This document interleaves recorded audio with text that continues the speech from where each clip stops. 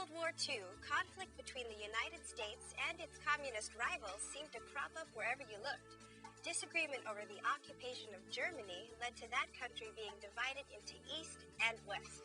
A very similar situation emerged in Korea.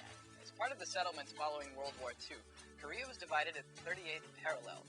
Soviet troops occupied the northern part of Korea, while U.S. troops occupied the south. The division was made with the understanding that free elections would be quickly held to form a new government that would rule the entire country. Those nationwide elections never took place.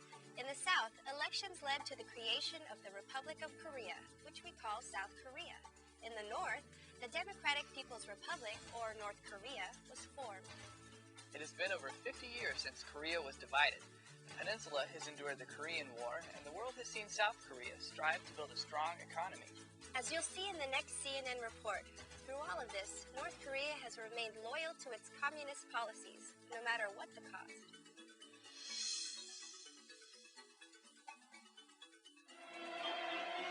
The climax of a celebration on a breathtaking scale.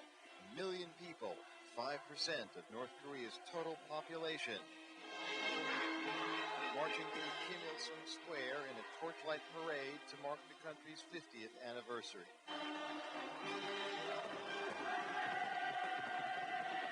The nighttime sky was illuminated by hours of fireworks, as the citizens of Pyongyang, specially selected by the ruling party, sang and danced to proclaim their loyalty to North Korean leader Kim Jong-il. It was the second million-strong turnout this anniversary day.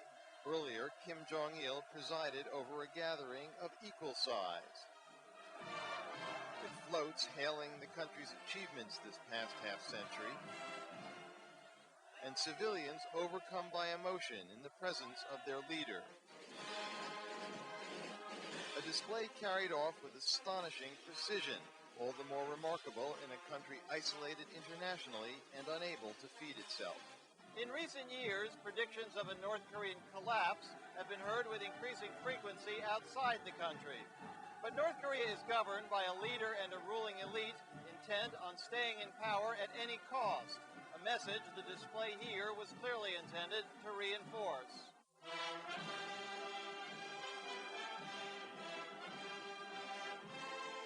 In fact, from the enormous statue of Kim Il-sung, Kim Jong-il's father and founder of the North Korean state, worshipped as a virtual god here,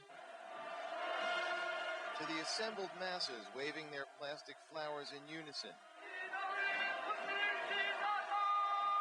to the goose-stepping soldiers marching so hard you could feel the earth tremble, the day's celebration offered a revealing insight into what makes this country tick.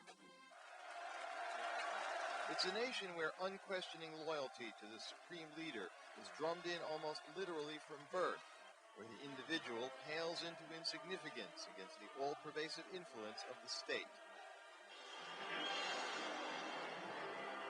At Kim Il-sung Stadium, 100,000 gathered to watch yet another mass display, including a depiction of North Korea's controversial rocket launch last week, portrayed by thousands of people flipping cards in unison.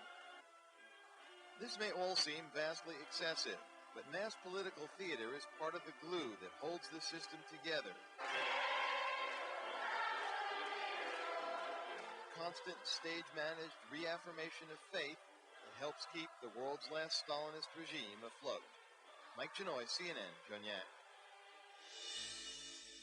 Although North Korea has at times seemed willing to enter into peace talks with South Korea, something has always happened to increase tensions. In the summer of 1999, for example, North Korean military ships fired on South Korean Navy boats. Nevertheless, many people remain hopeful that one day there will again be one Korea.